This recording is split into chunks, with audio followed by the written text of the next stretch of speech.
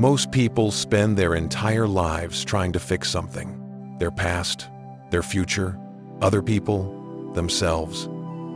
Every quiet moment gets turned into a problem waiting to be solved. Every setback becomes proof of personal failure. Every stretch of silence feels like a warning sign, and because of that, something important gets forgotten. What it actually feels like to let things exist without dissecting them. What it means to let someone else carry their emotions without making it your emergency. What it's like to stop reaching ahead into the future, trying to redirect everything before it even happens. Here's the truth that most people never sit with. The majority of pain you experience isn't coming from the circumstances themselves, it's coming from the resistance. That mental grip you keep tightening around everything, trying to make life move faster, smoother, the way you planned it. That reflex of always asking, "What do I need to do about this?" instead of asking, "What if I just allowed this to be what it is?" Most people never try this, not even once. And before you assume that letting go means being passive, giving up, or simply doing nothing, think again. Releasing your grip on things is not weakness.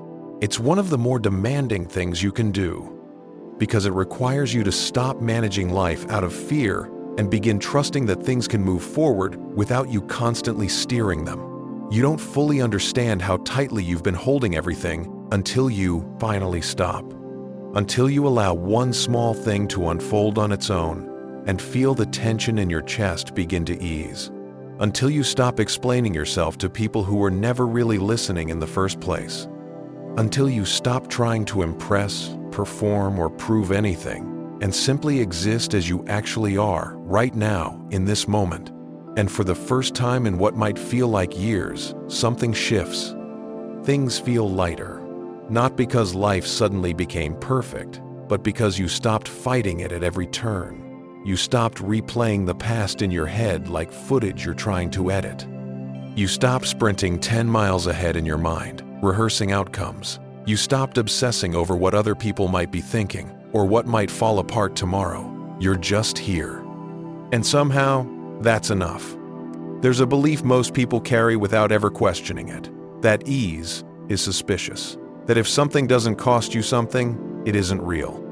That struggle is a sign of worth. And if you're not constantly pushing, optimizing, correcting, then you're falling behind. But that belief system isn't ambition. That's anxiety in disguise, dressed up as productivity.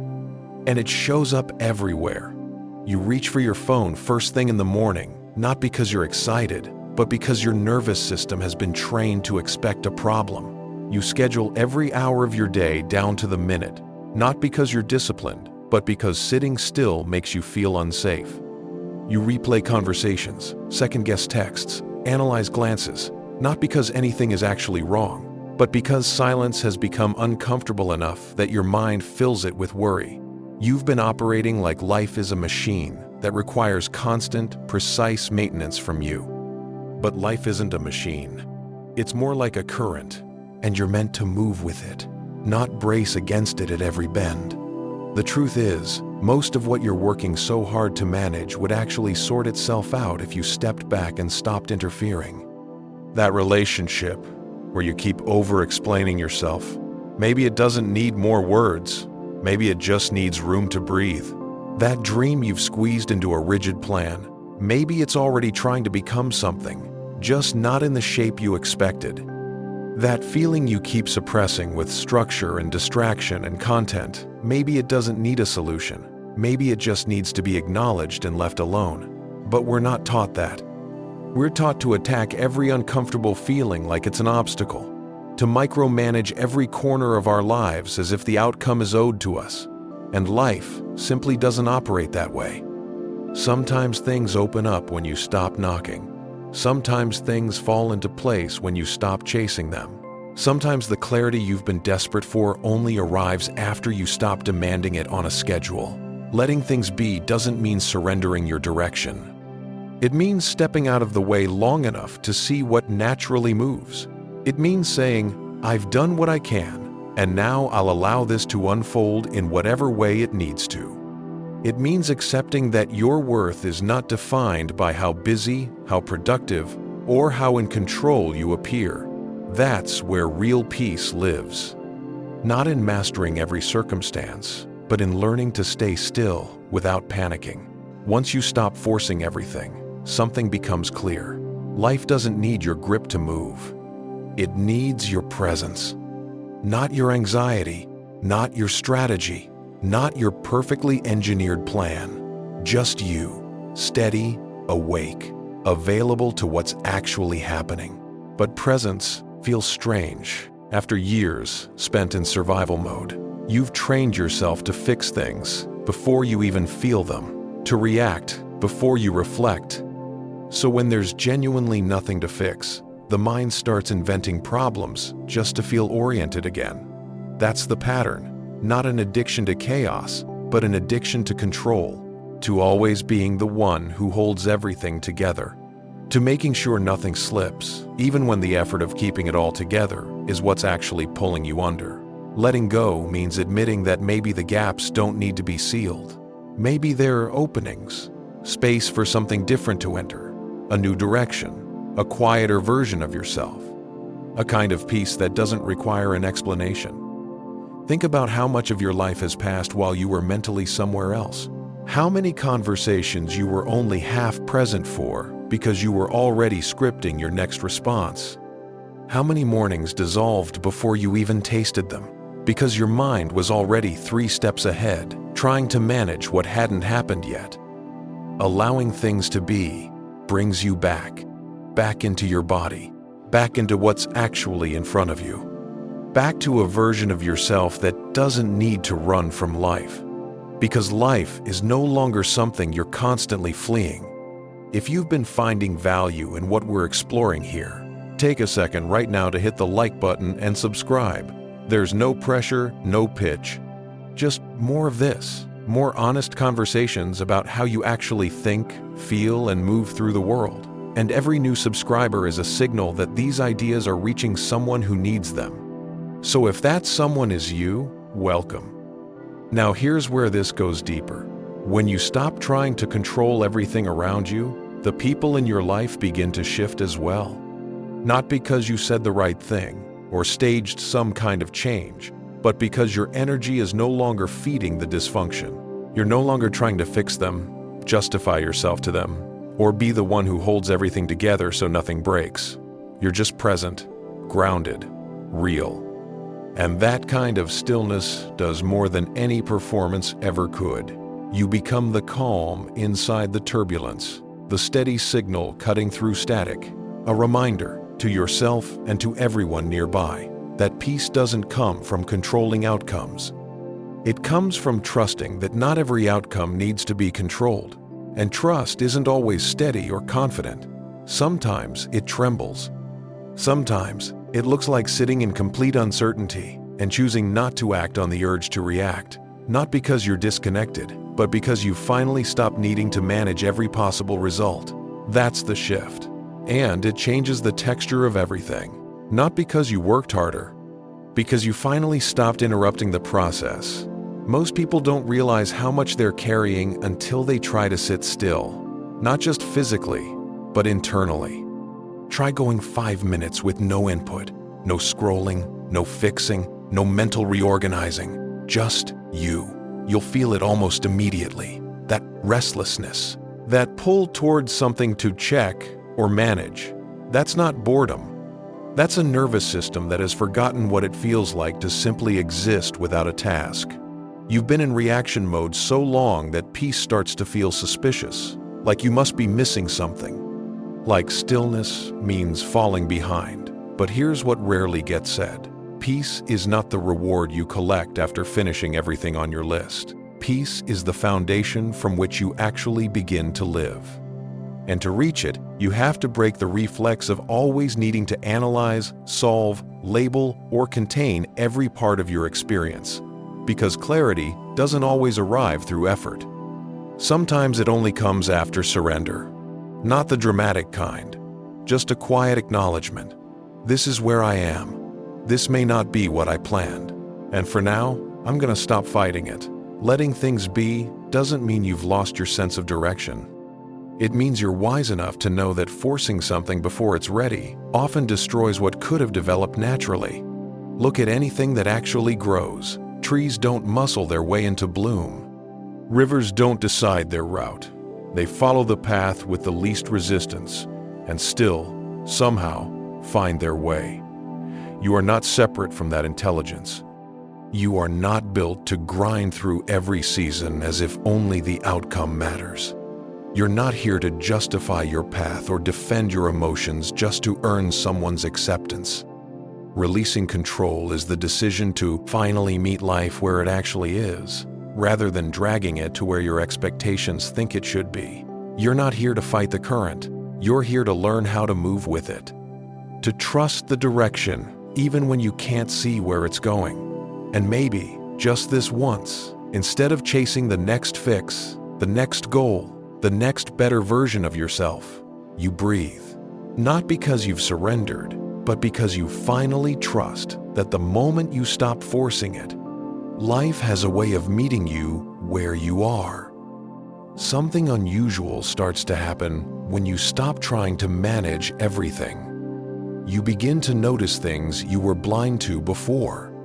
Not because they weren't there, but because your attention was so consumed by what could go wrong, what needed correcting, what wasn't good enough yet, that you couldn't see what was right in front of you. You couldn't feel the quiet in a room. You couldn't hear the softness in someone's voice. You couldn't register the stillness of an unhurried morning because your mind was already somewhere else, cataloging what still needed to be done. Letting things be doesn't just make life more manageable. It makes it visible. You start noticing how much beauty has been buried under the noise you created. How many small, real moments you bulldoze through in the name of staying in control. And it's not a character flaw. We are conditioned for this, trained to treat rest as weakness, to treat release as failure, to treat life like a ladder. We're obligated to keep climbing, even when our legs have stopped working. But what if the goal was never to climb higher? What if it was to go deeper? Deeper into the now. Deeper into the parts of yourself that don't need to be proven or improved, just heard. Most people try to upgrade their lives by adding more. More goals, more structure, more momentum. But maybe the real change comes from subtraction.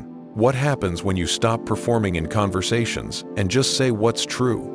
What happens when you stop trying to change the people around you and instead meet them where they are, or honestly accept that you can't?